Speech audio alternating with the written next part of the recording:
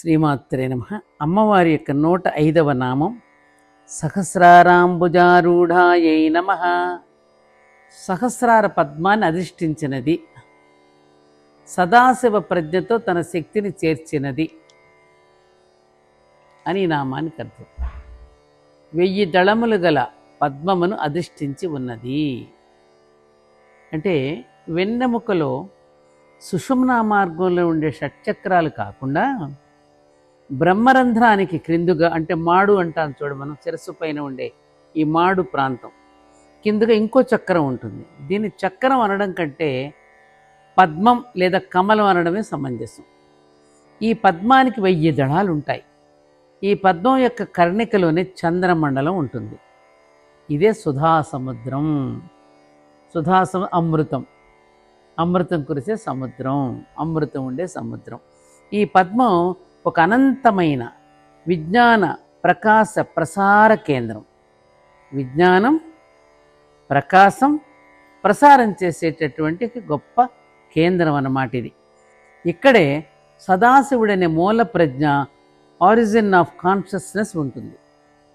యోగ సాధనలో కుండలిని శక్తి అనే అమ్మవారు సుషుమ్నా మార్గం ద్వారా ఊర్ధ్వగతిని అనుసరించి మార్గమధ్యంలో ఉండే మూలాధారాది షట్చక్రాలను ప్రచోదనం చేస్తూ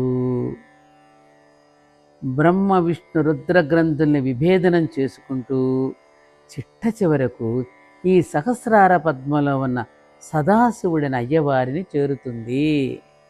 వారెవ్వా, ఊహించుకో ఎంత అందంగా ఉందో ఆమె ప్రయాణం. మనలో కూడా ఈ ప్రయాణం సక్రమంగా సాగితే మనం కూడా అలాంటి స్థితిలో ఉండగలుగుతాం. జగత్తుకే జననీ జనకులైన వీరి కలయిక సాధకుడికి యోగ లక్ష్య సిద్ధిగా ముక్తిని ప్రసాదిస్తుంది. అందుకే కొందరు సిద్ధులు, యోగులు వారి కుండలిని శక్తి ఈ స్థితిలోనే ఉండిపోవడానికి ఇష్టపడతారు. మొన్న చూసా మహాకుంభకి అనేక మంది సిద్ధ పురుషులు వచ్చారు. కొంతమంది గాలిలో తేలియాడారు, కొంతమంది సూక్ష్మ శరీరంతో అక్కడ ప్రత్యక్షమయ్యారు.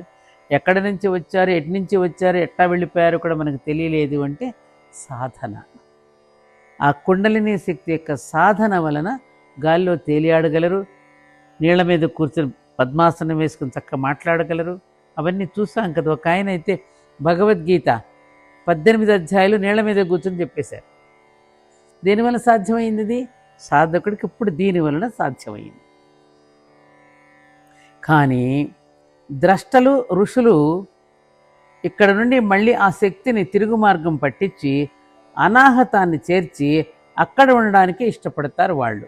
ఆ స్థితిలో ఉన్న అనాహతాన్ని హృత్పుండరీకం అంటారు.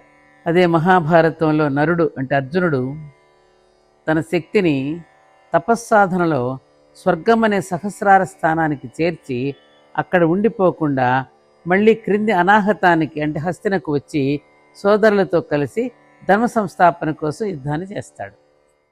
అమ్మవారి యొక్క ఆలయంలో ప్రవేశించినప్పుడు అర్ధమండపంలో నిలబడి ముందుగా గంట మ్రోగించి అమ్మకు నమస్కరిస్తాం.